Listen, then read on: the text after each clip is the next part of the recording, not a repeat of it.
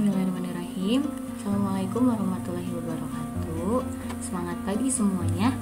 Apa kabar? Semoga kita selalu diberikan kesehatan ya, dan diberikan kelancaran selama proses pembelajaran. Hari ini kita akan masuk ke materi dasar pemrograman yang selanjutnya, yaitu record atau kita sebut juga bisa dengan struct. Oke, kita masuk ke definisi. Jadi, record atau struct itu adalah kumpulan data dalam suatu komponen yang memiliki tipe data yang berbeda-beda gitu. Kalau kemarin kita ngebahas tentang array, gitu ya. Array itu bisa menyimpan sebuah data tapi datanya harus sama. Kalau misalnya kita definisikan integer array A, maka isi dari array A itu harus integer. Nah, kalau di record itu kita bisa menyimpan data ya, gitu, atau elemen gitu ya, itu yang memiliki tipe datanya berbeda-beda. Sekarang kita lihat visualisasi gambar di bawah ya. Misalnya di sini saya punya record atau struct mahasiswa. Mahasiswa itu dia punya data nama, NIM, dan IPK. Dimana nama kan biasanya kita pakai string gitu ya, atau NIM juga pakai string, sedangkan IPK itu float. Jadi bisa memiliki tipe data yang berbeda-beda dalam satu variabel, ya, itu namanya adalah struct. Secara deklarasi untuk record itu atau struct ya, nah penulisannya seperti ini: struct diikuti nama recordnya, kurung buka, kemudian kita tuliskan nama variabel integer tipe data, diikuti dengan nama variabelnya, titik koma. Nah, setelah itu ditutup, kemudian ditambahkan titik koma. Ini mungkin saya lupa menambahkan. Nah, bahwa di sini ada ditutup gitu ya, titik koma lagi. Cukup mudah, dan ini penulisannya bisa di luar program utama. Penulisan untuk si recordnya atau deklarasi recordnya. Nah, kemudian bagaimana cara memanggil nama record di program utama? Itu kita deklarasikan dulu ya si variabel. Biasanya kita mendeklarasikan variabel itu kan int IPK gitu ya. Kalau di sini kita sebutkan nama recordnya, kemudian variabelnya. Misalnya nama recordnya adalah tadi mahasiswa gitu. Misalnya terus kita sebutkan nama variabelnya adalah MHS. Jadi kita bisa memanggil nama record mahasiswa tadi menggunakan si variabel MHS. Kemudian cara memanggilnya itu adalah variabel gitu ya. Jadi si variabel ini, nah variabel titik diikuti titik, kemudian nama variabel record.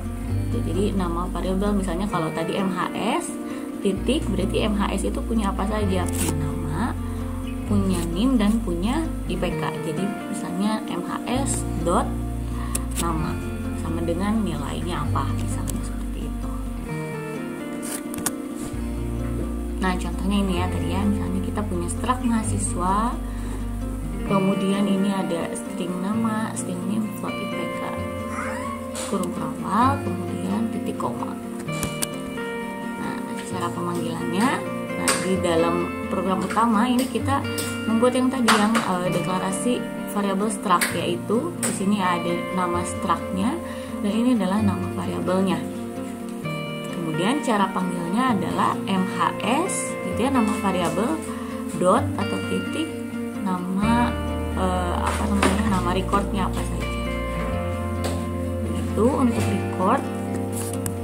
Oke, terima kasih, memang cukup singkat ya. Sekarang kita akan coba masuk ke implementasi codingnya. Oke, di sini kita masuk ke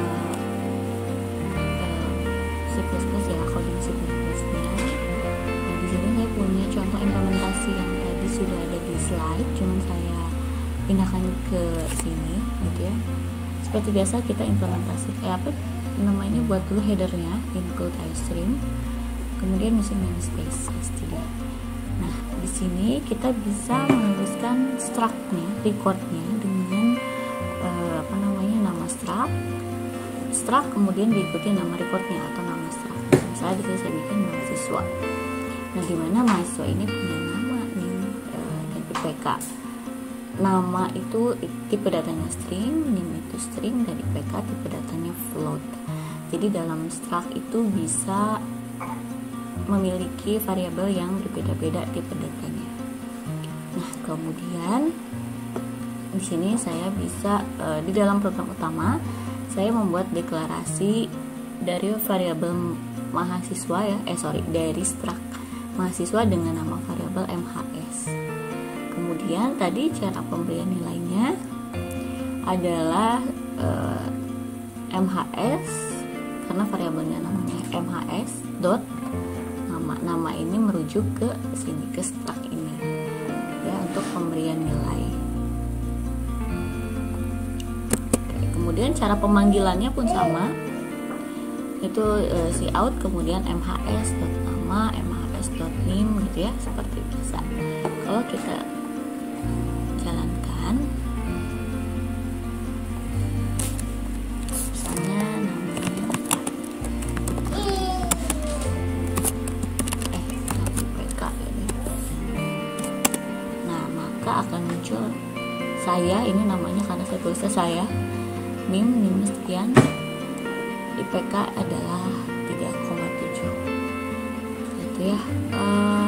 Saya juga akan memberikan contoh nanti yang akan saya share, yaitu adalah struktur nilai mahasiswa. Jadi di sini kita bisa menginputkan beberapa data mahasiswa gitu ya, di antaranya ada nama, NIM, nilai-nilai tugas, dan juga nilai akhir gitu ya.